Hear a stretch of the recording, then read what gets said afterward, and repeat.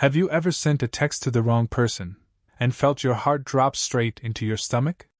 Now, imagine that text was, "I miss you," and the person who got it was your boss. One single dad accidentally sent those words to the last person on earth he meant to, and what she did next changed his life forever. Keep watching, because what his boss whispered when she showed up at his door will melt your heart. Mark Collins stared at his phone in horror. The message glowed on the screen, mocking him. "I miss you so much it hurts sometimes." Only after he hit send did he realize he hadn't texted his late wife's number, like he sometimes did on the hardest nights. He had accidentally sent it to his boss, Catherine Reynolds. No, he muttered, typing an explanation as fast as he could. But before he could send it, 3 dots appeared. Catherine was already replying. Mark threw the phone onto the couch like it was on fire, and buried his face in his hands. At 36, Mark had been a widower for 2 years. Emma had died suddenly from an aneurysm, leaving him alone to raise their little girl, Lily, who was now 7. He worked as a senior graphic designer at Reynolds Marketing, where Catherine, a sharp, sometimes scary woman in her early 40s, had built a top agency from nothing. The phone chimed again. Mark couldn't even look. Instead, he peeked in on Lily, who was finally asleep after a tough bedtime. Tonight had been the school talent show, and watching all the moms helping their daughters had ripped open a wound that never really healed. When they got home, Lily had cried herself to sleep, clutching her mom's photo. It was in that moment of pure pain that Mark reached for his phone, to text Emma's old number, something he did when the loneliness got too heavy. A quiet ritual that made him feel close to her again. Except tonight, he scrolled too far, and tapped the wrong chat, his latest work conversation. The phone chimed a second time. Mark finally found the courage to look. Catherine. "Mark, is everything okay? I'm concerned. This doesn't seem like you. Can we talk?" Mark groaned. Catherine was professional to the core.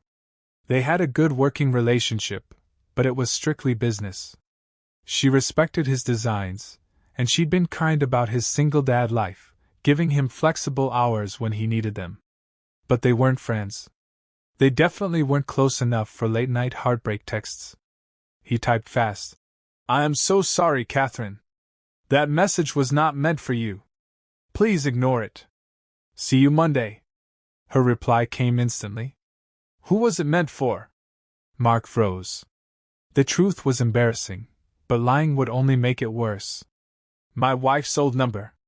Sometimes I still text it. Tonight was rough with Lily. Again, I'm so sorry for the mistake." 3 dots appeared, disappeared, appeared again. Finally, "No need to apologize. Get some rest, Mark." He breathed out in relief. Crisis over. Catherine was nothing if not professional. By Monday, this would all be forgotten. But at 10:30 the next morning, Saturday, his doorbell rang. Mark opened the door, Lily's half-built science project forgotten on the floor behind him. There stood Catherine Reynolds on his porch. She was wearing jeans and a soft sweater instead of her usual perfect suits. Her dark hair was loose around her shoulders instead of the tight bun everyone knew. "Catherine," he stammered. "What are you?" "I brought coffee," she said, lifting a carrier with 2 cups and a hot chocolate. She nodded toward Lily, who had popped up behind her dad, eyes wide and curious. Before Mark could speak, Lily asked, "Are you Daddy's boss? The one who makes him work late sometimes?" Catherine smiled, knelt down to Lily's level. "I am, and I'm sorry about that. Maybe I can help with whatever you're building to make it up to you." Lily's face lit up. "We're making a solar system. Daddy's terrible at Saturn's rings." "Well," Catherine said with a wink, "it just so happens Saturn's rings are my specialty." Mark stood frozen, trying to process what was happening. Catherine Reynolds, the woman who scared half the city's executives, the one who never mixed business with personal, was now in his living room on a Saturday morning, helping his daughter with a school project. "You really don't have to do this," he said quietly as Lily dragged Catherine to the kitchen table covered in styrofoam balls and paint. Catherine paused, looked him in the eye, and said softly, "I know." Then she lowered her voice so only he could hear. "Everyone needs someone sometimes, Mark. Even if it's just to help with Saturn's rings."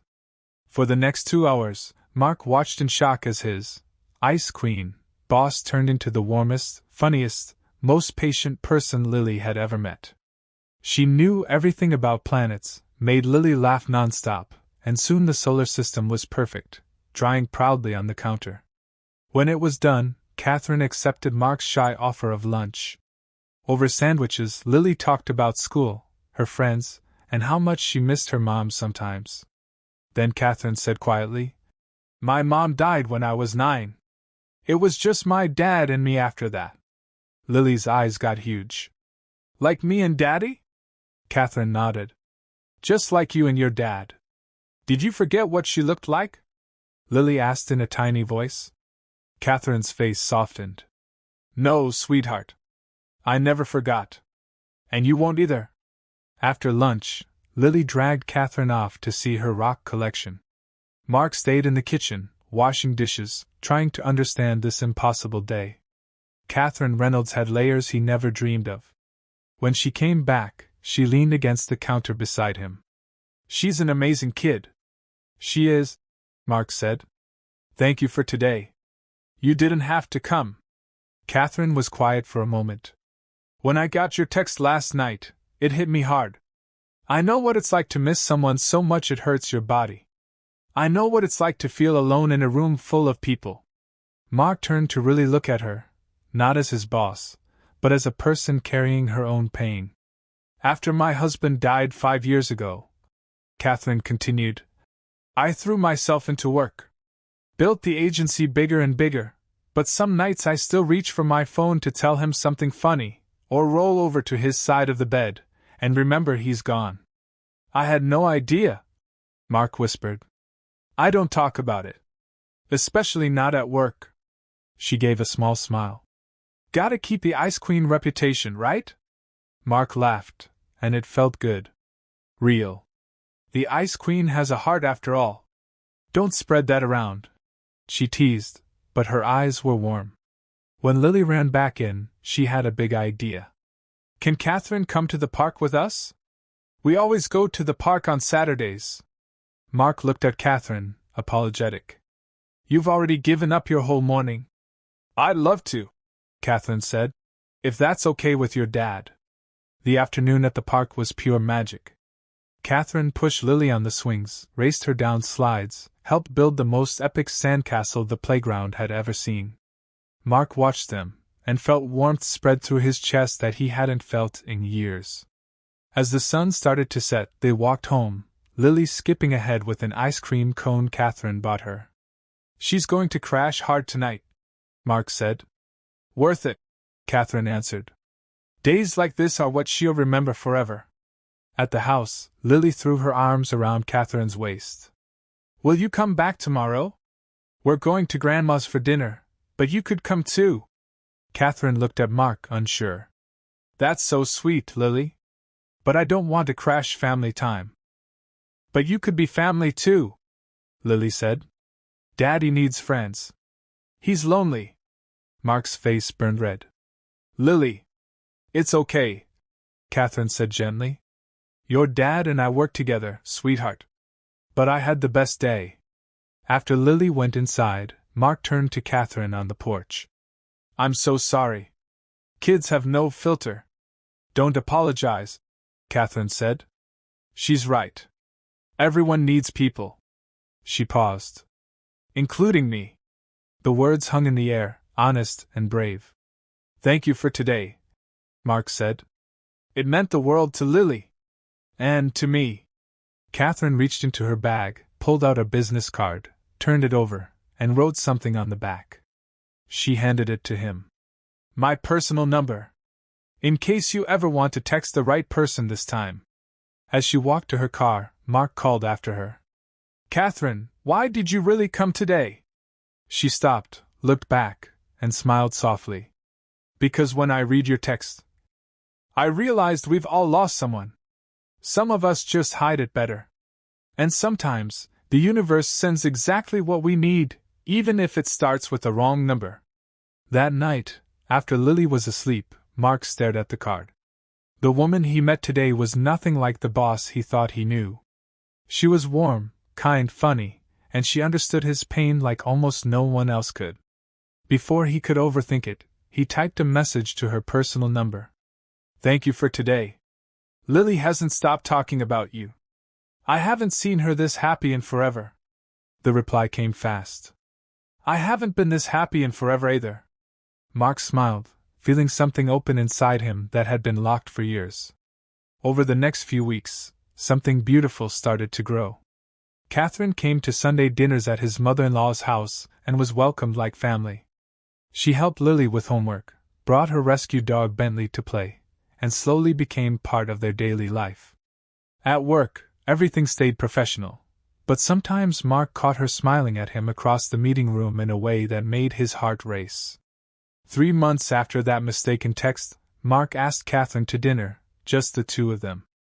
Over pasta and wine, they talked for hours about their lost spouses, their grief, their fears of ever loving again. I'm scared, Mark admitted. Not just of starting something new, but of what Emma would think. Catherine reached across the table and took his hand. From everything you've told me about her, she would want you and Lily happy. What about you? Mark asked. Terrified, Catherine said. I built walls after David died. Work was safer than feeling. But then you sent me that text by mistake, and something told me to show up at your door. I'm so glad you did, Mark whispered. Later, on his porch, the air felt electric. Catherine stepped close, leaned in, and whispered in his ear. Sometimes the greatest love stories begin with a mistake. Then she kissed him. And Mark felt something he thought was gone forever, hope. 6 months later, Catherine moved in.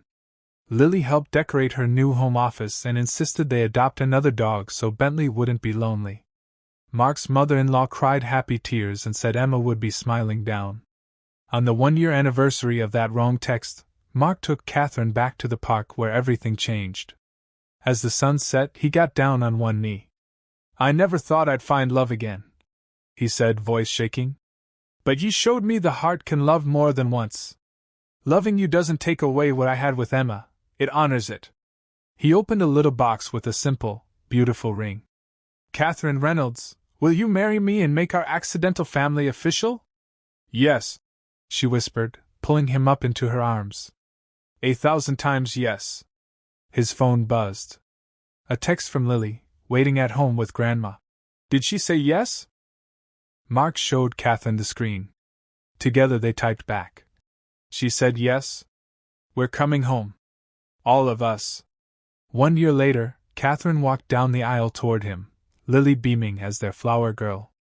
During their vows, Catherine looked into his eyes and said, Some people search their whole lives for their person. I found mine through a text that wasn't even meant for me. At the reception, Mark's mother-in-law raised her glass.